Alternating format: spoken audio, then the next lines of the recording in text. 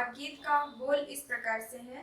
जीवित परमेश्वर की आराधना जिंदगी भर मैं करता रहूंगा। जीवित परमेश्वर की आराधना जिंदगी भर मैं करता रहूंगा। जीवित परमेश्वर की आराधना जिंदगी भर मैं करता रहूंगा।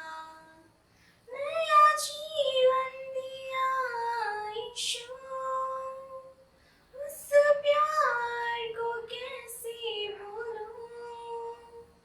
नया जीवन दिया यीशु, उस प्यार को कैसे भूलूं।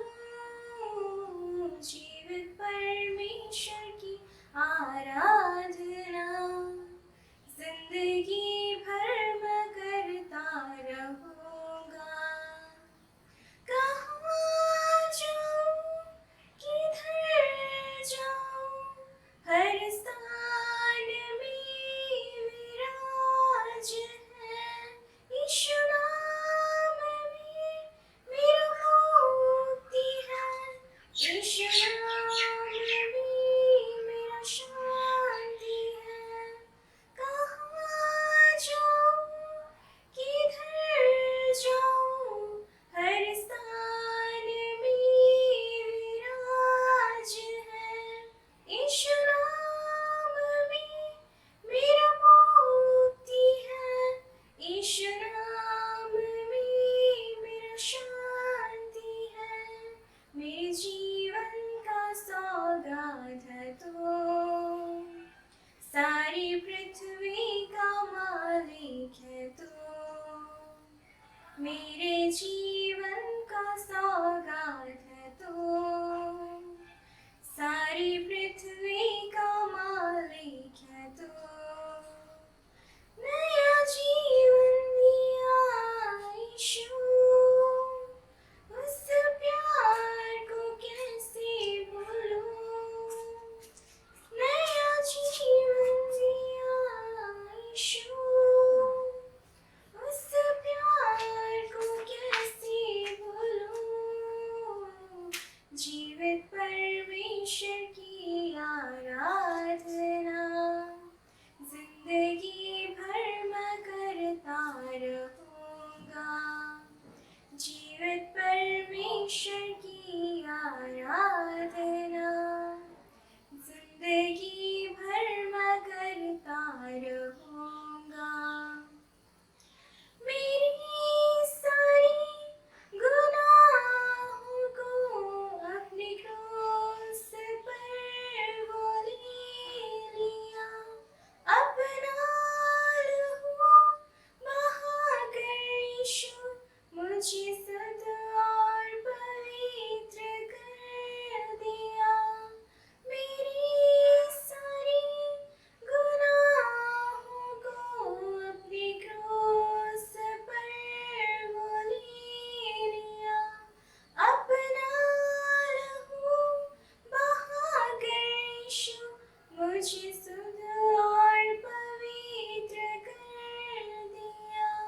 मैं कभी ना तुझे त्यागूंगा, मैं कभी ना तुझे भूलूंगा। मैं कभी ना तुझे त्यागूंगा, मैं कभी ना तुझे भूलूंगा।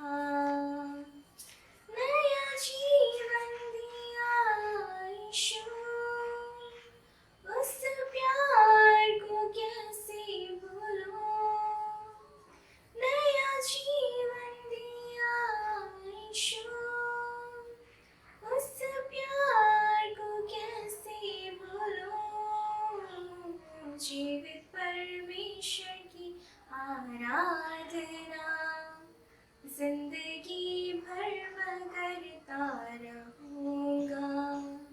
जिंदगी भर मैं करता रहूंगा।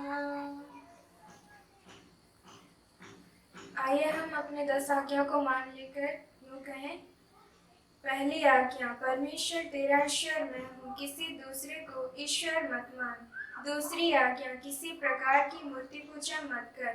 तीसरी आज्ञा, परमेश्वर अपने ईश्वर का नाम अकारत मत ले, क्योंकि ईश्वर जो उसका नाम अकारत लेता है निर्दोष न ठहराएगा।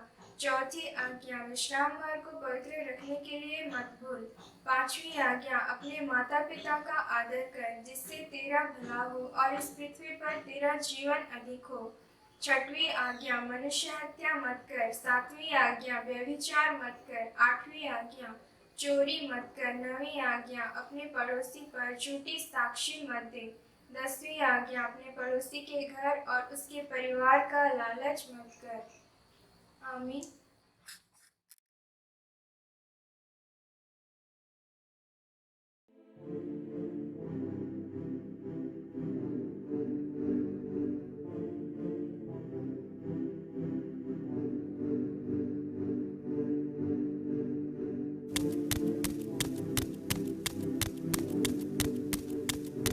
फादर, फादर,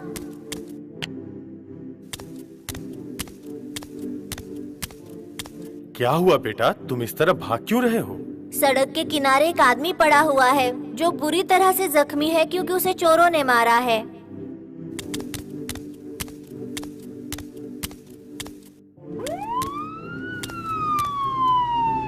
तुम बच्चों पर मुझे बहुत गर्व है। May God bless you all.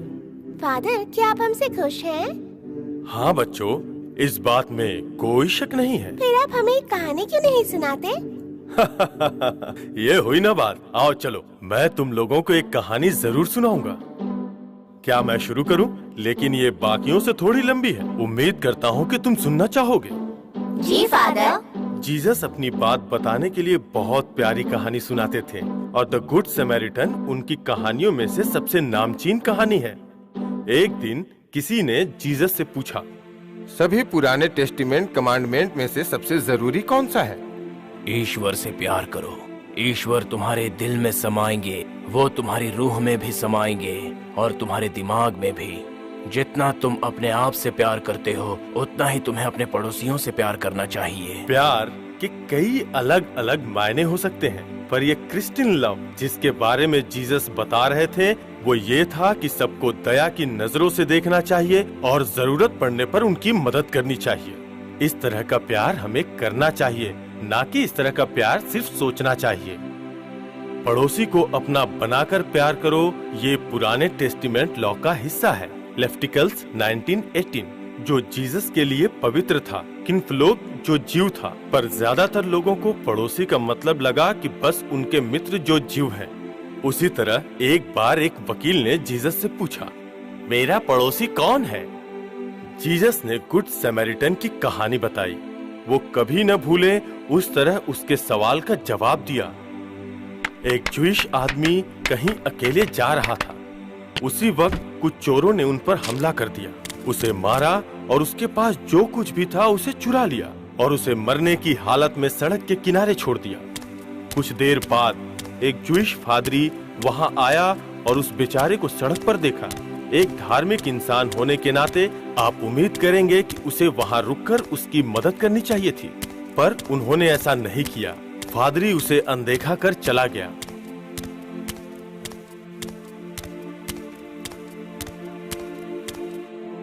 बाद में एक लेवाइट वहां आया। पादरी के असिस्टेंट को लेवाइट बोला जाता है, तो आप उम्मीद करते हैं कि उसे भी मदद करनी चाहिए थी, लेकिन उसने भी वही किया जो पादरी ने किया था और वो चला गया। आखिर में एक समैरिटन आदमी वहां आया। फिलिस्तीनी जमीन पर रहने के बावजूद वो दोनों एक ही धर्म को मानते थे। ज्यूस और समैरिटन कभी भी एक दूसरे को अपना पड़ोसी नहीं मानते थे, बल्कि वो एक दूसरे से नफरत करते थे। समैरिटन ज्यूस के एक अलग जाति के लोगों से आए थे। 100 सालों तक दोनों एक दूसरे को अपना दुश्मन मानते थे और एक दूसरे से बात करना तक पसंद नहीं करते थे। किसी को भी लगता कि समैरिटन उसकी बिना मदद किए चला जाएगा, पर उस आदमी को, उस जख्मी ज्यूइश आदमी को देखकर बहुत ही अफसोस हुआ। हे ईश्वर, उन लोगों ने इस आदमी के साथ क्या कर दिया? उसने उसकी पट्टी की। उसने जख्मी इंसान को अपने गधे पर रखा और उसे ऐसी जगह ले गया जहां वो सुरक्षित रहे।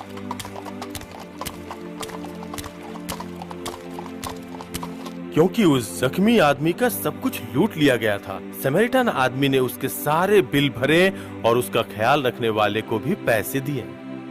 उसका अच्छे से ख्याल रखना। ये कहानी बताने के बाद जीसस वकील की तरफ मुड़ा, जिसने पूछा था, और कौन है मेरे पड़ोसी? उसका जवाब दिया, अब तुम ही बता दो कि उन तीनों में से उस जख्मी इंसान का पड़ोसी कौन है? वकील को मजबूर होकर समरीटन का नाम लेना पड़ा, जिसने उस जख्मी इंसान की मदद की, ना कि उसके साथी ज्यूस जिन्होंने उसे अनदेखा कर दिया। जीसस ने फिर कहा, बेटे जाओ और तुम भी वही करो। बच्चों, क्या तुम तैयार हो? हाँ, हम तैयार हैं। बताओ, तुम्हारे पड़ोसी कौन हैं?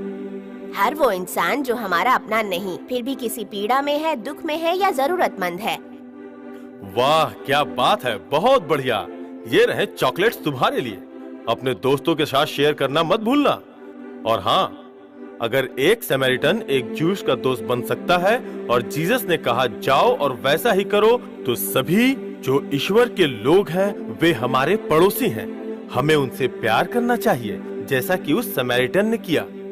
अब भी Christians, Muslims, juice, Catholics, Protestants, African Americans, native Americans, Hispanics, Asians, गरीब, बेघर, बदसूरत, अपाहिज, मस्तिष्क रोगी और अनगिनत ग्रुप ऐसे हैं जो जुल्म, नफरत और असमानता के यहाँ शिकार बन चुके हैं। तुम्हें बात समझ में आई बच्चों? जीसस नीचे बड़े अफसोस से देखता होगा और सोचता होगा कि 2000 साल बाद भी हमने अपने पड़ोसियों से प्यार करना नहीं सीखा। आइए हम प्रार्थना करें।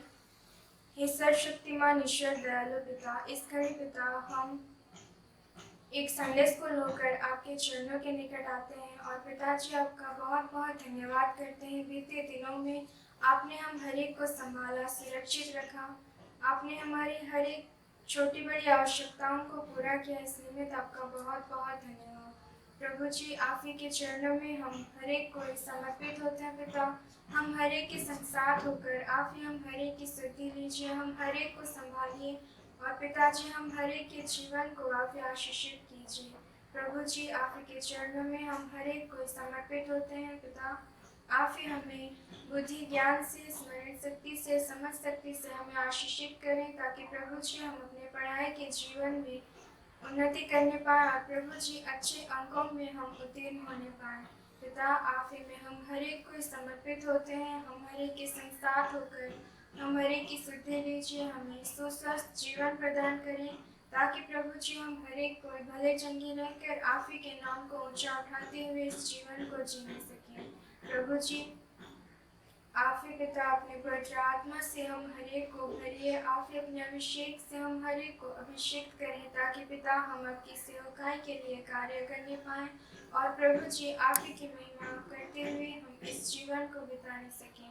पिता, धन्यवाद देते हैं आपकी सारी दया और अनुग्रह के लिए और प्रभु जी आप ही में इस जीवन को जीने में हमारी मदद और अगुवाई करें और पिता हम हर एक को आप ही संभालिए। प्रभु जी, और हम आपसे क्या मांगे, हमारे मांगने से पहले आप हमारी सारी ज़रूरतों को जानते हैं। हमने जो कुछ भी इस प्रार्थना में नाम ले लेकर नहीं मांगा है, उन सारी ज़रूरतों को आप ही हम हर एक को समय की पूर्णता में हम हर एक को प्रदान करें।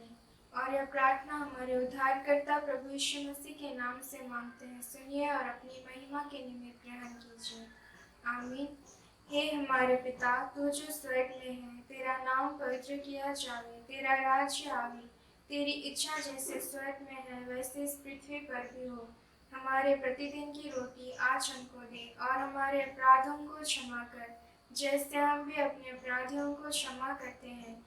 और हमको परीक्षा में मत डाल, परंतु बुराई से छुड़ा, क्योंकि राज्य और पराक्रम और महिमा सदा तेरे ही हैं। आमीन। प्रभु शक्ति अति, शक्ति अति, शक्ति अति मुझे, तब मैं ज्योति दूंगा हर जगह हर समय।